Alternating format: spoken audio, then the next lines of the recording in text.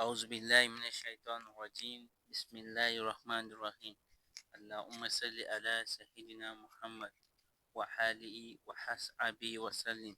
Assalamu alaikum wa rahmatullahi ta'ala wa barakatuh. Jama'an mu muna muku barka da wannan lokaci, muna muku barka da wannan rana. Dukkanin wani alkhairin da ke cikin wannan rana, ya Allah ka sada mu da shi. Dukkanin wani sharrin da ke cikin wannan rana, ya Allah ka kare mu da shi. Na'am, jama'an mu mun zo muku da wani sirri. Na'am, wannan sirrin jalabi ne. Na'am, kuma wannan sirrin yana jalabi kuma yana dafa'i.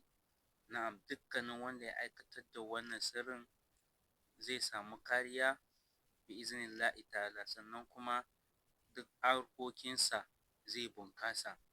Na'am, yaya ake aiwatar da wannan sirrin shine kamar haka.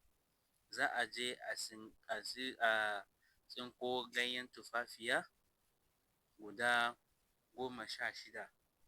Na'am, idan aka tsinko ganyen tumfafiya guda 16, sannan sai a nemi tukunya, ko wanda ake girki da shi ne a gida ko kuma tukunyan ƙasa, duk wanda aka samu a aiwatar da wannan sirrin a ciki. Na'am, wannan ganyen tumfafiyan nan da aka tsinko za a rubuta mai Bismillahir Rahmanir Rahim. Idan aka rubuta mai Bismillahir Rahmanir Rahim, idan aka rubuta, bayan an rubuta Bismillahir Rahmanir, za a rubuta guda 19 ne. Idan aka rubuta mai Bismillahir Rahmanir Rahim 19, sannan idan aka kai wurin na 10, in aka kai wurin na 10, kafin a ci gaba da na 11, za a rubuta kullukum bikum ala bikum bika akun kun bikum amlakun kun bikum fayakun. Na'am, na wurin 11, kafin a rubuta na wurin 11 shine za a rubuta wannan karatun, wannan ayan kullukum bikum ala bikum bika akun kun bikum amlakun kun bikum fayakun. Sannan bayan an rubuta wanga abin da na faɗi yanzu, za a rubuta shi sau 3. Na'am, sannan sai a rubuta ragowan sauran Bismillahir Rahmanir Rahim ɗin. Na'am, haka za a rubuta a dukkan ganyen 16 nan.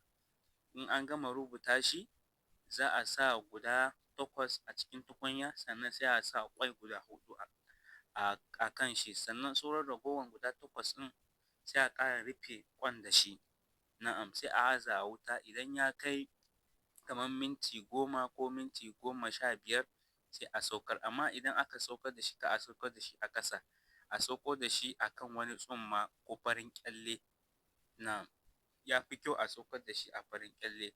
Bayan an saukar da shi a farin ƙyalle, sannan sai a yi addu'a, sai a ci wannan sirrin.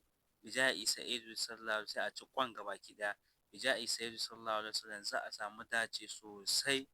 Na'am, wannan shine bayani akan wannan sirrin. Dukkan wanda bai fahimci wannan sirrin ba, a tuntuɓe mu a lambar wayan mu. A yi mana liking, a yi mana subscribe domin shirye-shiryen mu ɗin gabatar muku kai tsaye.